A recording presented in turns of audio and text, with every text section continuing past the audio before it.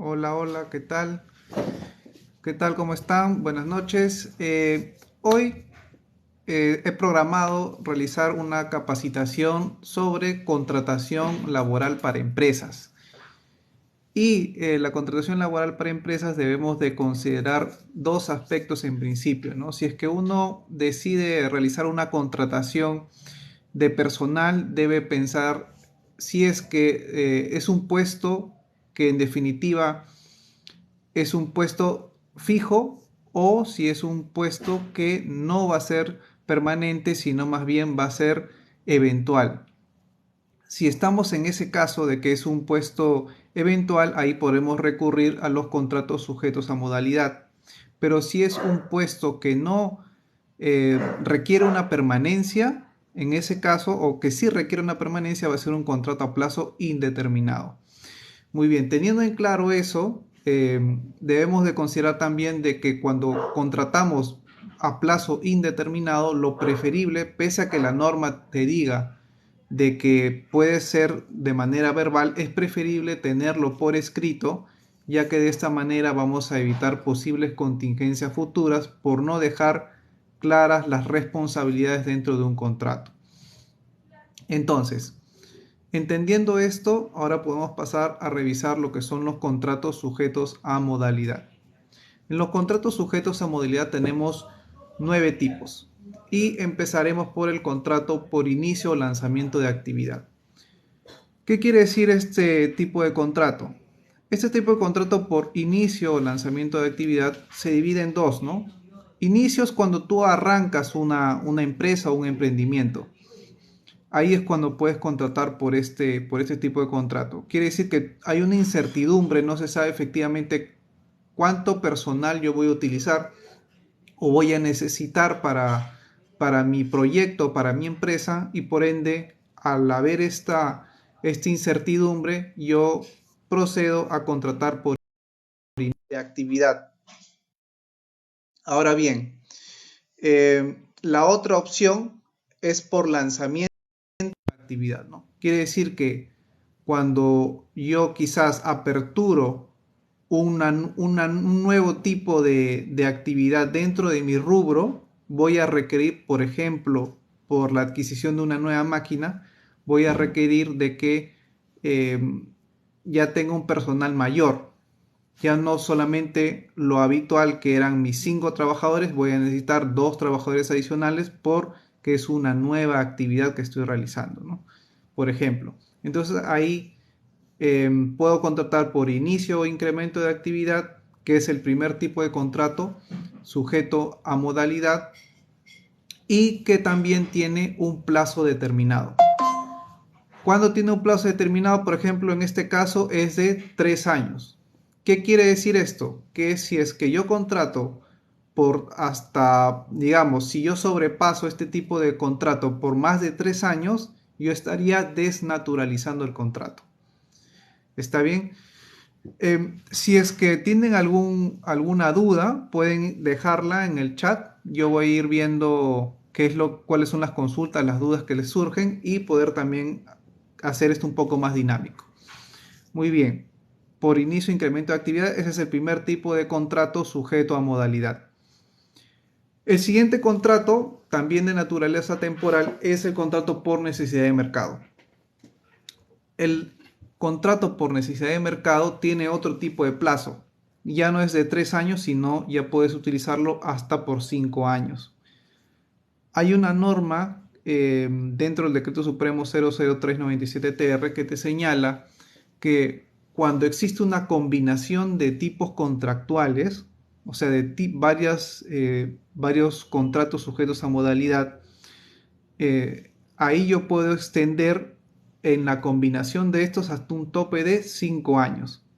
Es decir, si es que, por ejemplo, yo ingresé a trabajar o yo contraté a un trabajador, primero estuvo un año por incremento de actividad, luego estuvo otro año por necesidad de mercado, luego nuevamente lo contraté por incremento de actividad. Cuando existe esta combinación de contratos, la norma te dice, está bien, este tiene un plazo de 3, este tiene de 2, este tiene de 5, nos vamos hasta el plazo máximo de 5 años. Es el artículo 74. Entonces, Es bueno saberlo esto sí, porque eventualmente en una fiscalización tengamos que utilizar como medio probatorio, podemos adjuntar esto y invocar esta norma que existe esta salvedad, ¿no? De esta extensión adicional. ¿Usted es abogado? Sí, efectivamente. Soy abogado, ya 9 años de experiencia ejerciendo. Muy bien. Ahora, el tema de necesidad de mercado, como les decía, la diferencia entre el anterior y este es que tenemos una extensión adicional de hasta 5 años. Existe otro contrato que se llama de reconversión empresarial. Reconversión empresarial quiere decir cuando quizás existe una innovación tecnológica y yo decido adquirir maquinaria nueva. Esta maquinaria nueva, ¿qué va a hacer? Repotenciar mi rubro de negocio y así yo poder no solamente mi flujo de ventas normal, digamos de 100 productos, ahora va a poder extenderse a 200 productos. ¿Qué quiere decir esto? Que por esta reconversión empresarial yo voy a poder contratar a un nuevo personal que cubra esta necesidad. Bien, entonces, ¿con qué contrato lo hago? ¿Con incremento de actividad? ¿Con inicio de actividad? ¿Con necesidad de mercado? ¿Con suplencia? No, lo hago con el contrato de reconversión empresarial. Ese es el contrato correcto que debo utilizar. Pero, ¿por cuánto tiempo? Este tiene un plazo límite de 2 años. Quiere decir que si es que yo excedo de esos 2 años con este contrato, pues se desnaturalizaría el contrato, ¿no? Así es. Ahora, ¿qué otros tipos de contratos existen? Los de naturaleza accidental. Los de naturaleza accidental tenemos 3 tipos, que es el contrato ocasional, tenemos el contrato de suplencia y el contrato de emergencia. El contrato de suplencia, efectivamente, por ejemplo, tengo a un trabajador que de repente se ha ido por licencia de maternidad y se ha ido los 9 meses, ¿no? O se ha ido los 94 días. Como se fue de licencia de maternidad, ¿qué hago? Yo en ese caso puedo recurrir a este contrato de suplencia para que dure efectivamente lo que dura la licencia. O por ejemplo, si es que tengo un personal que tiene quizás algún accidente y está con una licencia también por incapacidad temporal, en ese caso también utilizaré este tipo de contrato de suplencia para cubrir esa necesidad temporal que tengo. ¿Cuánto dura? En este caso, lo que dure la suplencia, efectivamente. Igual que el contrato de emergencia, ¿cuánto dura? Lo que dura la emergencia. Así es. Este contrato se adapta a la necesidad, pero evidentemente no es tan extenso como un contrato por necesidad de mercado o un contrato por reconversión, que son más grandes, ¿no? O de mayor extensión. Perfecto. Ahora vamos por los contratos de obra o servicio específico. En los contratos de obra o servicio específico hay una salvedad, ¿no? Salió una casación que permitió la extensión de hasta 8 años. El plazo normal es lo que dure el servicio de acuerdo a la contratación que se realice, pero se excedía de los 5 años en esta casación que se permitió hasta 8 años. Fue en la casación 1908 del 2004. Entonces, en este caso de obra determinado servicio específico, se permitió esta extensión. También existen contratos intermitentes y contratos de temporada. Veamos. ¿Tienen alguna pregunta hasta aquí? ¿Alguna pregunta adicional que les pueda ayudar? ¿Algún caso específico? Me van señalando aquí en el chat, yo los estoy leyendo. Y no se olviden de ayudarme de repente compartiendo, de repente dando like. Entonces yo de esta manera puedo llegar a muchas más personas. Bien, desnaturalización de los contratos. Ya he ido mencionando un poco más o menos cuando se trata de una desnaturalización de contrato, ¿no? Y se desnaturaliza efectivamente cuando ya el contrato sujeto a modalidad vencía en noviembre y llega a diciembre o se pasa unos 15 días, un mes, 2 meses y yo sigo laborando y no tengo contrato, no firmé contrato. Entonces, ¿qué sucede en ese caso? Hay una continuidad laboral sin un contrato específico. Como no especifique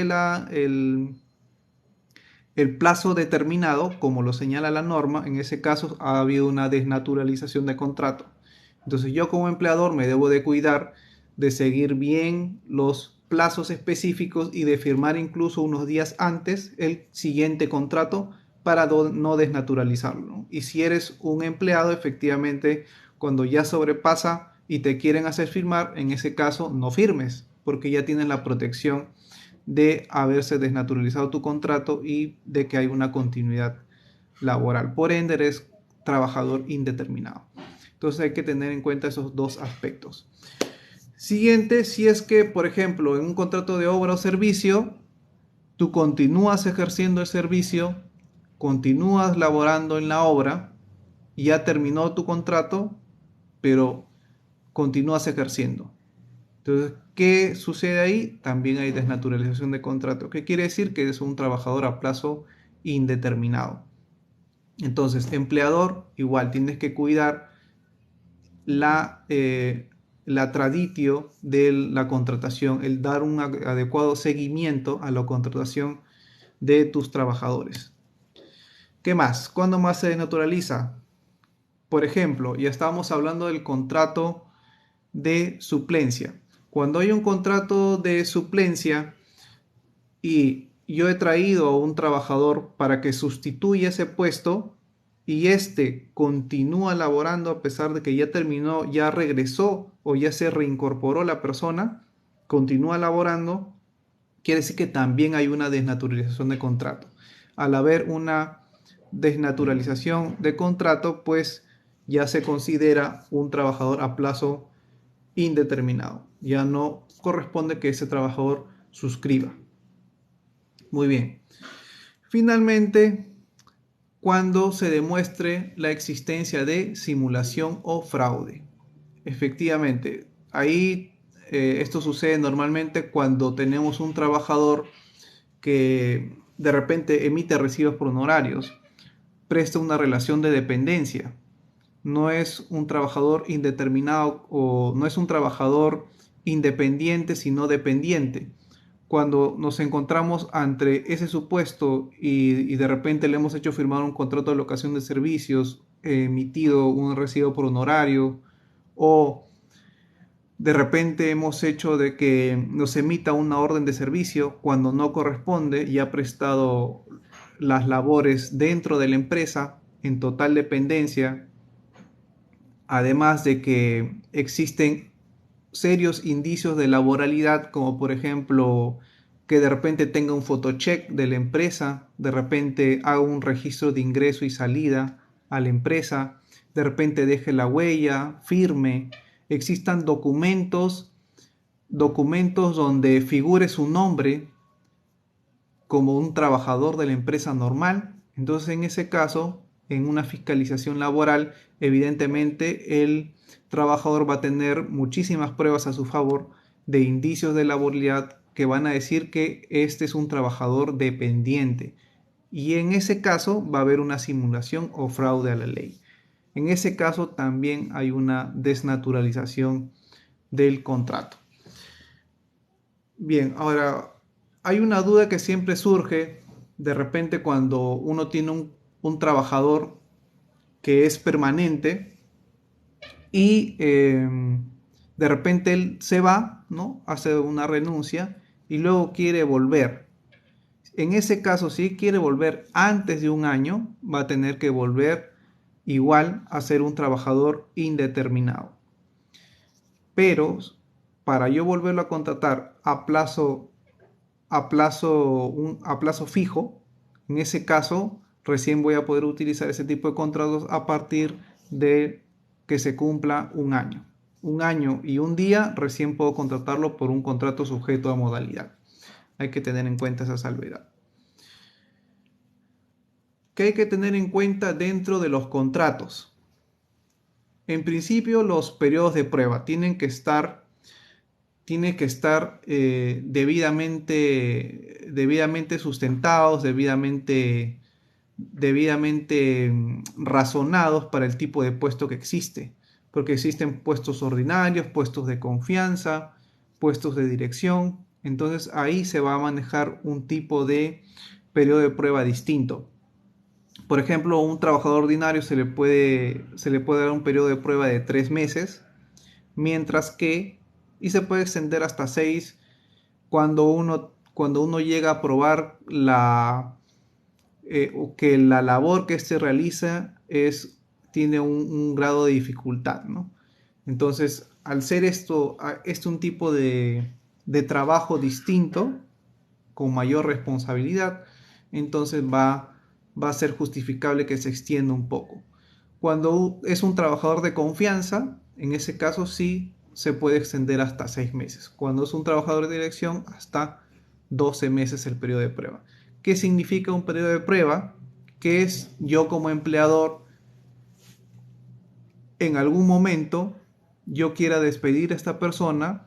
En ese caso no voy a requerir ingresar a la norma, a los artículos 24 y 25, que son despido por causa justa, ¿no? O por falta grave.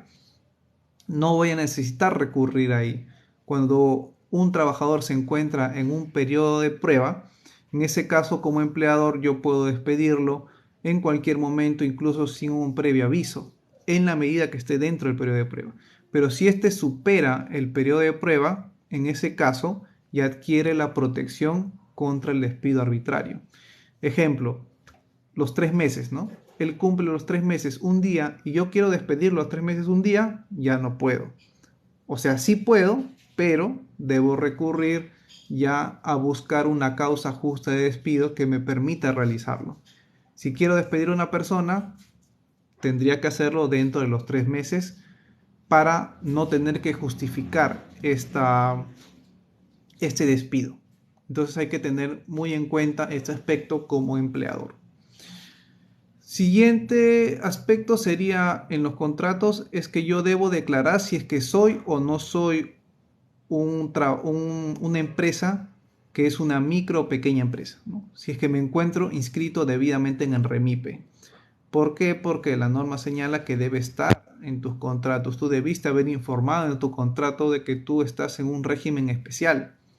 Si yo no le informo al trabajador o no tengo una prueba de haber informado esto, no lo pongo en mis contratos, no tengo cómo yo justificar de que efectivamente a él le corresponden solamente beneficios de una micro o una pequeña empresa. Recordemos que una microempresa paga solo 15 días de vacaciones y el CIS. No puede hacer de salud, puede hacer, pero ¿y el CIS? ¿No?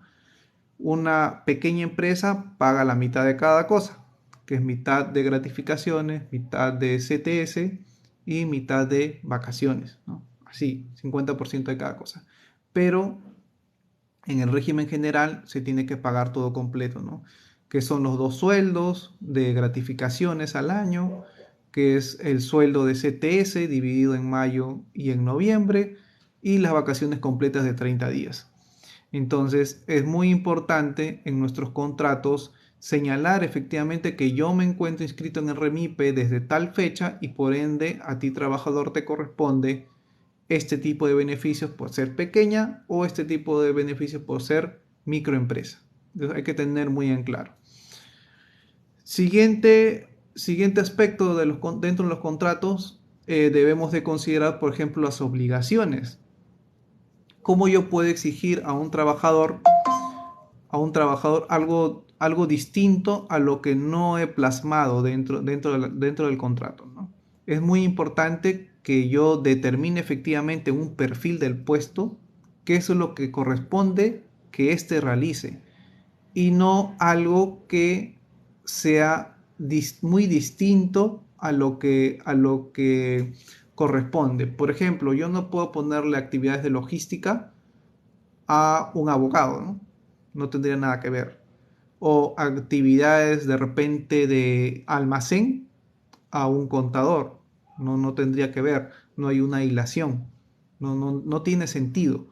Entonces, si bien uno coloca incluso el detalle de las funciones que tiene un trabajador y uno coloca una cláusula final que viene a ser todas aquellas actividades que coadyuven a la realización del mismo, puede poner uno así, sí, efectivamente, pero son actividades relacionadas a su puesto de trabajo. Pues es importante confeccionar adecuadamente un buen perfil del puesto para no tener inconvenientes posteriores con este trabajador. Siguiente, una recomendación adicional, ya saliendo del tema de los contratos, es de repente la elaboración de un reglamento interno de trabajo. ¿Por qué? En el reglamento interno de trabajo uno puede prever de que de aquellas actividades que quizás hemos detectado como posibles infracciones que se pueden colocar o sanciones que se pueden colocar al trabajador de repente por hurto, por tardanzas, porque no realizó ciertos trabajos que debía realizar en los tiempos estipulados, ¿no? Siempre esto varía de acuerdo a cada giro de negocio, no todo es igual, ¿no? Hay un estándar, digamos, la norma te dice debe ir esto, esto y esto en los reglamentos internos de trabajo, pero siempre uno debe de adecuar esto al giro del negocio, a mi giro de negocio, a lo que yo he podido detectar que está sucediendo en mi empresa, por qué tuvo un conflicto con este trabajador, etcétera, etcétera, etcétera, ¿no? Es recomendable colocar esto en mi reglamento interno de trabajo porque de esta manera yo me puedo cubrir e incluso uno puede despedir por una causal que no está en la ley sino en el reglamento interno de trabajo porque yo lo coloqué como una causal de despido. Entonces, ¿es importante, es recomendable desarrollar un reglamento interno de trabajo? Sí. Como empleador debemos de preocuparnos por tener un buen reglamento interno de trabajo, pese a que no tengamos necesariamente 20 trabajadores. La obligación sí es a partir de 20 trabajadores, o perdón, a partir de 100 trabajadores. Efectivamente, ¿lo puedo hacer antes? Sí, lo puedo hacer antes. ¿Y por qué? Estas son las causas, ¿no? Las que acabo de nombrar, a fin de evitar que existan un conflicto en adelante respecto de actividades que ya hemos logrado detectar en el devenir de los días de nuestro negocio. Algo más o una situación adicional que uno debe incorporar dentro de sus contratos viene a ser las cláusulas de protección de datos. Salió una norma, la 29733, que habla de la ley, que habla de protección de datos personales. La protección de datos personales incluye incluso lo que son los datos sensibles. ¿Qué son estos? Pues los datos sensibles y los datos personales son los que hacen identificable a una persona. Por ejemplo, además del nombre, el DNI, ¿no? También viene a ser cuánto gana la persona, viene a ser de repente su huella digital, viene a ser su rostro, ¿no? La fotografía que tengamos, las grabaciones de videovigilancia, su firma. De repente tenemos un tópico y ahí nos enteramos de que tiene alguna enfermedad y sabemos de esto. Eso es un dato sensible. Tenemos que tener mucho cuidado con ese tipo de datos sensibles y datos personales de nuestros trabajadores porque tienen una protección especial con esta ley. Entonces, dentro de nuestros contratos vamos a colocar una cláusula donde indicamos el consentimiento libre, informado e inequívoco de esta persona sobre el tratamiento de sus datos personales y para qué van a ser utilizados, la finalidad de la utilización de sus datos. Ejemplo, banco de datos personales, planilla, va a ser utilizado efectivamente para el pago de planillas. Si es que yo voy a hacer flujo transfronterizo de esa norma, yo tengo que informar al trabajador que también estos datos van a ser enviados a a la empresa principal, por ejemplo, a nuestra casa matriz, que quede en Japón o que quede en Estados Unidos o en Inglaterra. Entonces, yo debo de informar de que a este trabajador de que va a haber flujo transfronterizo de esta información. Él debe estar enterado. Por eso es que este se considera un consentimiento libre, expreso e inequívoco. ¿Qué más debemos hacer con esta norma? La implementación de un módulo de atención de solicitudes. Entre otras cosas, ¿no? De acuerdo al nivel de riesgo que logremos detectar en nuestra empresa. Bien, pero eso ya es motivo de otra charla que se puede realizar. Para esta capacitación, pues debemos tener en cuenta que esa cláusula de protección de datos debe de estar dentro de nuestros contratos laborales, sean a plazo indeterminado o a plazo determinado. ¿Correcto? Bien, ¿tienen alguna duda hasta aquí? Continúo. ¿Todo bien? ¿Todo bien? ¿Todo bien? Perfecto. Bien. Ahora, ya hablamos un poquito sobre los contratos de locación, ¿no? No es un contrato laboral el contrato de locación, es un contrato civil. Pero ¿qué sucede en el Perú? Que lo utilizamos como si fuera un contrato laboral y por ende existe desnaturalización. Como le mencionaba, hay que tener en cuenta que cuando contratemos no exista lo que es indicios de laboralidad que permitan ver a SUNAFIL, en este caso, que es la Superintendencia Nacional de Fiscalización Laboral, que en realidad existe una desnaturalización, ¿no? Vuelvo a repetir, ejemplo, que exista un photocheck para esta persona, que firme ingreso y salida, que existan documentos con su nombre, que de repente le hayamos hecho firmar la entrega de útiles que va a utilizar dentro de la oficina, etcétera, ¿no? Que exista todos estos indicios que indiquen de que existe una dependencia con este trabajador. Entonces es importante revisar estos aspectos. Muy bien. Entonces, si es que te ha gustado esta información, yo voy a continuar dando este tipo de charlas, ya sea en live o ya sea dentro de mi perfil. Si te gusta la información empresarial, información laboral, información contractual, información societaria, información sobre protección de datos, información tributaria, yo soy especialista en derecho empresarial y todos esos aspectos importantes para una empresa los doy dentro de este perfil y dentro de mi perfil de Instagram. Incluso en Instagram yo incluso interactúo un poco más porque a través de historias puedo de repente hacer preguntas, puedo dejar una cajita de